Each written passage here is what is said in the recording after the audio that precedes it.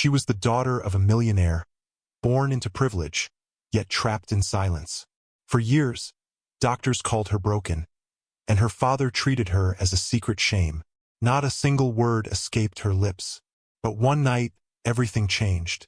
Behind closed doors, a hidden voice emerged, soft, powerful, undeniable. And the one person who uncovered it was the last Edward Harrington ever expected. His black nanny. What she revealed would not only shatter a father's pride, but also expose a painful truth about how prejudice can silence even the brightest voices. So what really happened that night? Edward Harrington had everything most men only dreamed of. A sprawling mansion in Los Angeles, a fortune built on ruthless business deals, and a name whispered with both admiration and fear in elite circles. To the outside world, he was untouchable, a symbol of wealth and power. But behind the polished glass walls of his estate lived a secret he couldn't control. His 6-year-old daughter, Amelia, had stopped speaking. At first, he told himself it was temporary, something doctors could fix. But years passed, and Amelia's silence deepened. Therapists came and went, each one costing more than the last, yet none could reach her. Edward's pride turned her into a project, a problem to solve.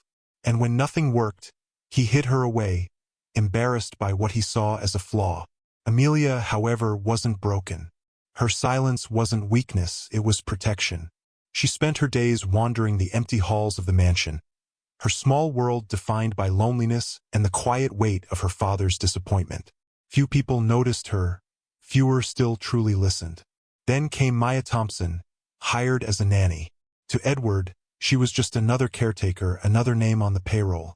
To Amelia, she was different, patient, warm, and unafraid to kneel to a child's level. But Maya was also someone Edward underestimated. A black woman in a household that measured worth by pedigree and status. He didn't know it yet, but she would uncover what money and power never could.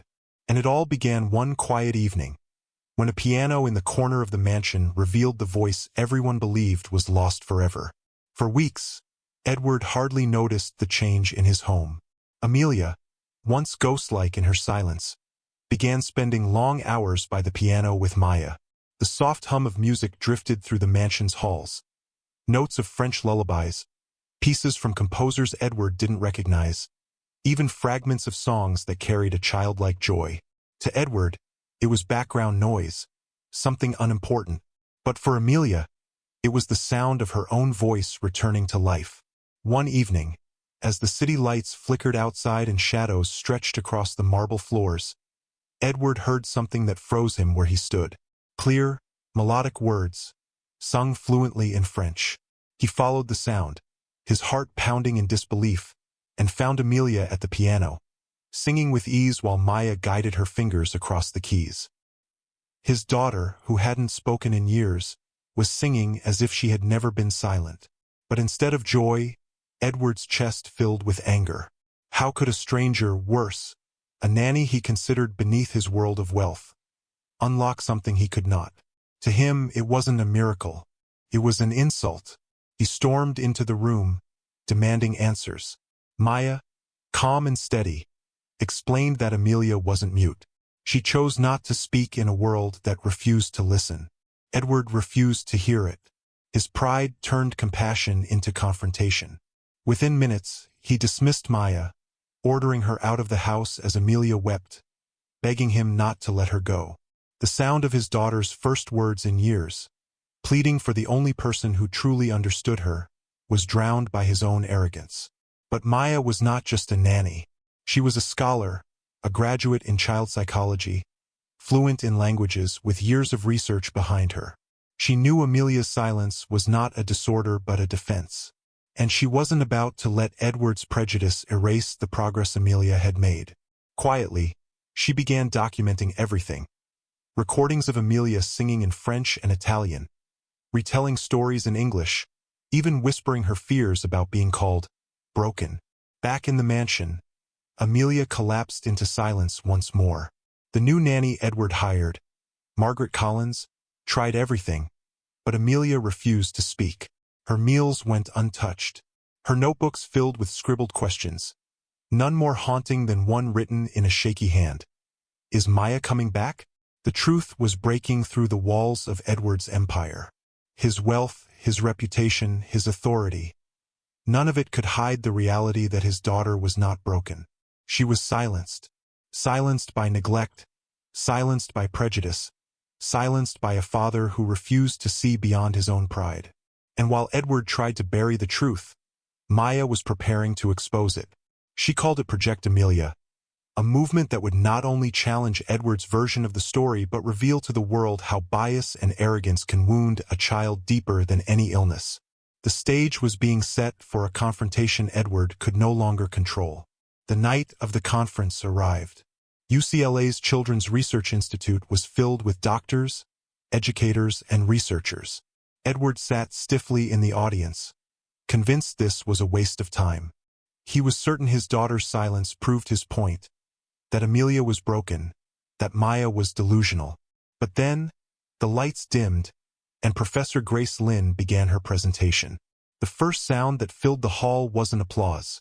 It was Amelia's voice, clear, angelic, undeniable. She was singing an Italian aria, her words soaring across the auditorium. Gasps rippled through the crowd.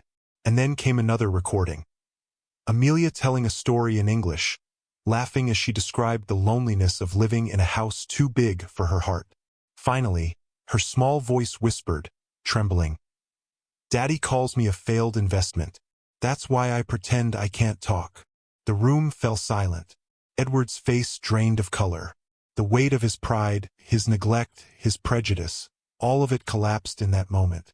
The man who prided himself on control had lost the one thing that mattered most: his daughter's trust.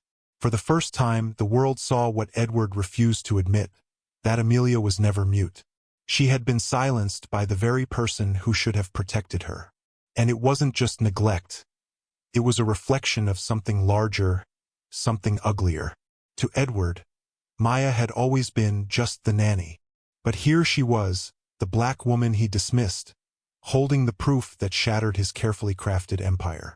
The applause that followed wasn't just for Amelia.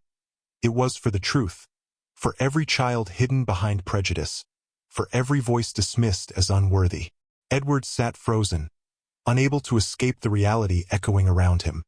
And in that moment, one haunting question hung heavy in the air. Would Edward finally face what he had done, or would his pride bury him for good? In the weeks that followed, the truth could no longer be buried. Court rulings placed Amelia into UCLA's gifted program, where she thrived beyond imagination, composing music, speaking in 5 languages, and winning awards her father once thought impossible. Maya, once dismissed as just the nanny, was officially recognized as Amelia's tutor and later celebrated nationwide for her research on how prejudice silences gifted children. Her book, Hidden Voices, became a rallying cry for parents, educators, and communities willing to see what Edward never had. Edward himself was forced into therapy, stripped of the illusion that his wealth could excuse his neglect. He watched, often from the sidelines, as his daughter blossomed under the care of the very woman he had cast aside. His greatest humiliation wasn't losing control. It was realizing he had nearly destroyed the very gift he should have cherished most. But the story of Amelia and Maya is not just about one family. It is a mirror held up to society. How often are children, especially those of color or those raised by caregivers outside the circles of wealth and privilege, dismissed, underestimated, or silenced? How many voices are lost because pride, prejudice, or bias refuses to listen? When Amelia finally stood on stage to accept her Medal of Honor, she turned to her father and asked, "Daddy, are you proud of me now?" His tears told a story of regret, but her strength told a story of resilience. Proof that even in the face of silence, truth will find its way to be heard. And so, the question remains for all of us. How many more Amelias must be silenced before we learn to truly listen? What do you think? Was Edward's pride the real silence in Amelia's life? If the story moved you, don't forget to hit like and share your thoughts in the comments. And for more powerful stories that reveal hidden truths, make sure to subscribe to the channel.